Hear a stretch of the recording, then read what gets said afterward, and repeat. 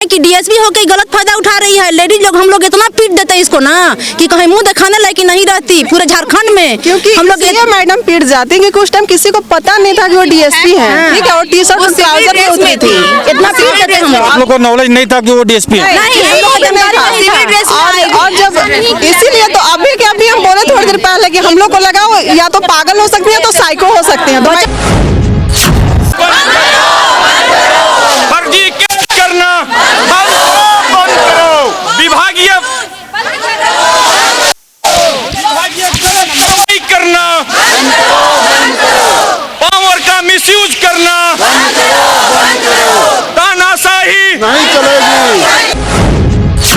नमस्कार, SMP news Jharkhand में आप सभी का स्वागत है। देखते हैं आज क्या कुछ है खबरों में खास। महिला डीएसपी के द्वारा साथी पुलिसकर्मियों के ऊपर हुए थाने में मामला दर्ज किए जाने के बाद झारखंड पुलिस मेंस एसोसिएशन ने इसका कड़ा विरोध जताया। जी बिल्कुल, आपने सही सुना। पुलिस मेंस एसोसिएशन ने डीएसपी पर निर्दोष जवानों को बेवजह परेशान करने का आरोप लगाया। वहीं पुलिसकर्मियों के ऊपर महिला डीएसपी के द्वारा मामला दर्ज किए जाने से नाराज पुरानी पुलिस लाइन की कई महिलाओं ने महिला डीएसपी के द्वारा लगाए गए आरोपों को सिरे से नकारा। बिल्कुल आपने सही सुना। पुलिसकर्मियों को निर्दोष बता रही महिलाओं ने महिला डीएसपी के ऊपर गंभीर आरोप लगाते नजर आई। तो वहीं पे विसर्जन के दिन क्या कुछ हुआ, बच्चों और महिलाओं ने भी बताया। क्या कुछ हुआ था उस दिन और क्यों हैं ये महिलाएं इतनी आक्रोश में, आइए सुनते हैं किसने क्या कहा और देखते हैं खबर को विस्तार से।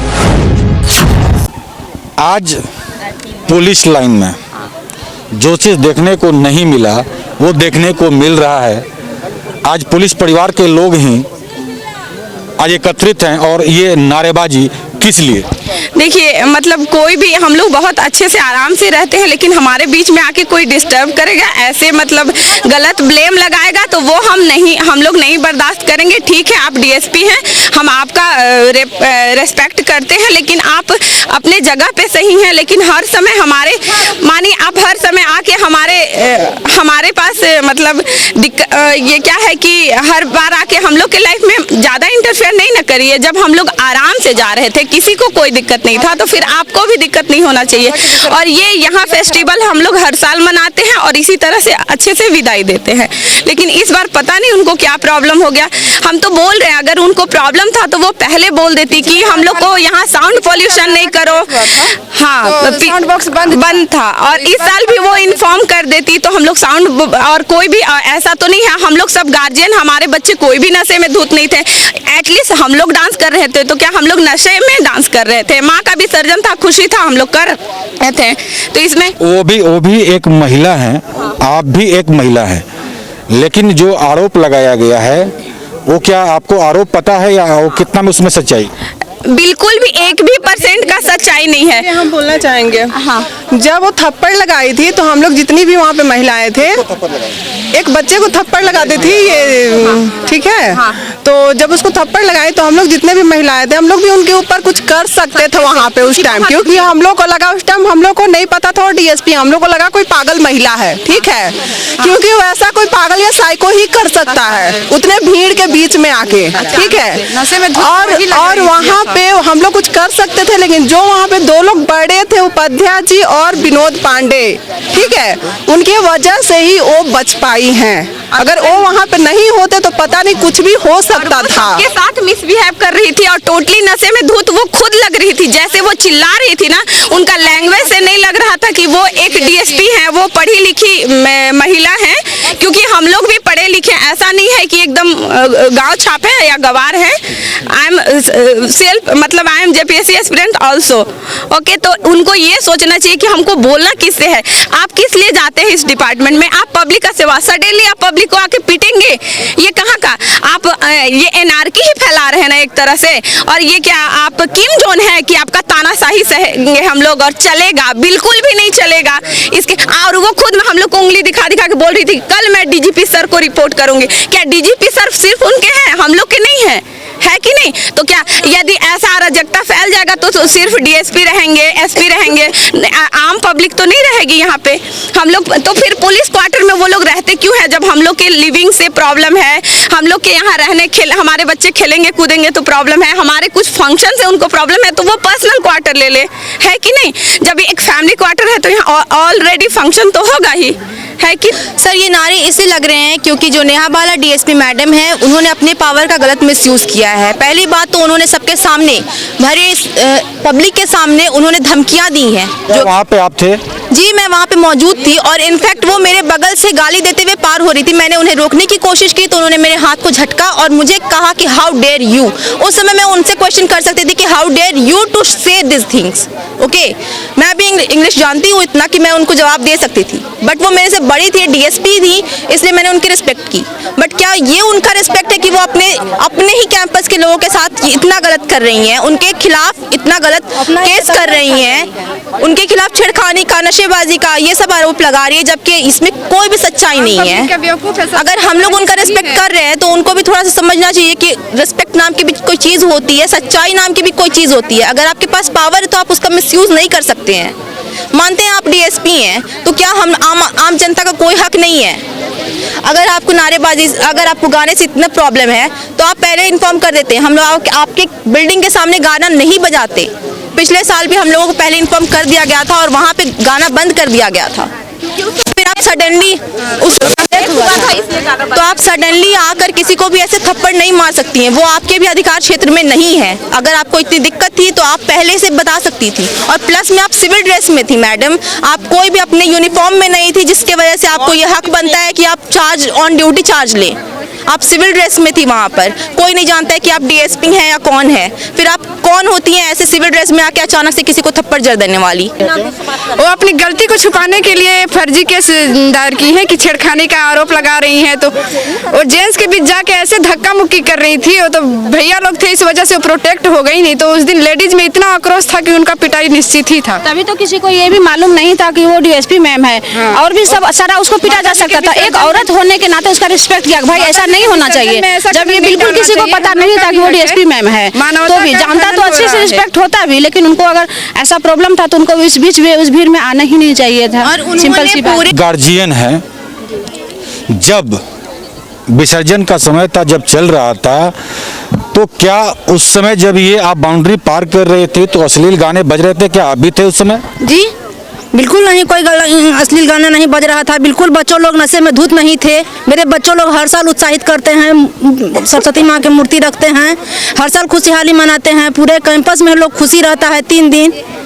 बच्चों लोग नशे में धुत नहीं थे। ये गलत की है, आके चाट मारी है, ऊपर से छेड़खानी का केस भी की है। कोई पेरेंट्स लोग नशे में धुत नहीं थे। बच्चे लोग मेरा शिक्षित हैं, बिना पेरेंट्स के लिए हुए मूर्ति विसर्जन नहीं करते हैं। बच्चों लोग पढ़ रहे हैं। इस तरह की गलत छेड़खानी केस करके बच्चों लोग के फंसाना चाहती है, गलत फायदा उठा रही है। डीएसपी है, इसका मतलब क्या है? पुलिस लोग का इज्जत नहीं है, पुलिस का बच्चों का इज्जत नहीं है। लगता है वजह क्या रही है एफआईआर दर्ज होने की और क्या हुआ था जो कि गंभीर आरोप भी लगा? देखिए, सबसे पहले तो आप सभी लोगों को नमस्कार।